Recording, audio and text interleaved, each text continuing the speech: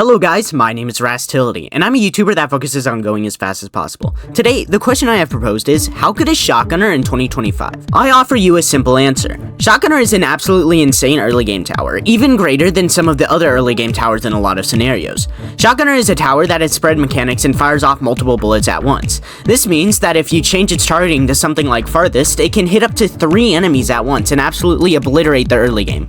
I'd absolutely recommend this tower. There's the simple answer though. If you'd like to hear more about the details, then stay. However, if you don't care, then thanks for watching. You can click off if you'd like.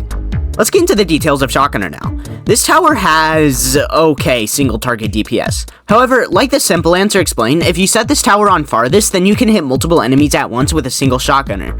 This means that you should always have Shotgunner on Farthest to maximize DPS. So let's calculate the total DPS. At level 0, Shotgunner has 3.98 DPS on single target. However, if 2 enemies are hit, then that number multiplies to 7.96 DPS. And we can even add a third target, multiplying it all to 11.94 DPS. However, the third target only takes 50% of the damage it would normally take, when the first 2 targets take full damage. This means that we have to split the DPS for the third target in half, totaling to 9.95 potential DPS for one level 0 Shotgunner. This is absolutely insane. Not only that, but you can place 2 Shotgunners in the early game, so we can add another 9.95 potential DPS, and our total DPS in the early game caps at potentially 19.9 DPS. That is a crazy amount of DPS for the early game. However, this tower has a very limited amount of range in all levels. This means that you might not want to use Shotgunner past mid-game, making it locked as an early game exclusive tower.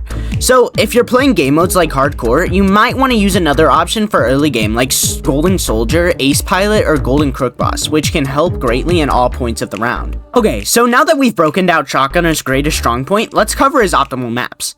Shotgunner has a higher chance of doing his max amount of DPS if you place him in corners, so therefore you want to use a map that is filled with corners. Maps like Portland, Simplicity Remastered, Toyboard, and Fungi Island are all great options as they all have corners and not rounded edges. However, options like Grass Isle, Wreck Battlefield, U-Turn, and Four Seasons might not be the greatest options because they don't have many corners.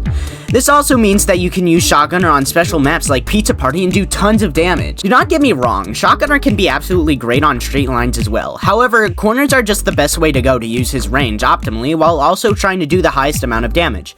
So overall, Shotgunner is a great early game tower that can be used for speed runs, casual runs, and whatever runs.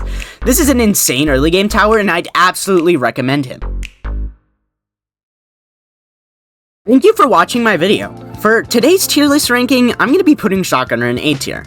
The reason why he's not in S tier is because his consistency and range is not the greatest, but he's still absolutely great and I'd absolutely recommend him. That's it for today. Have a great rest of your day or night, and goodbye!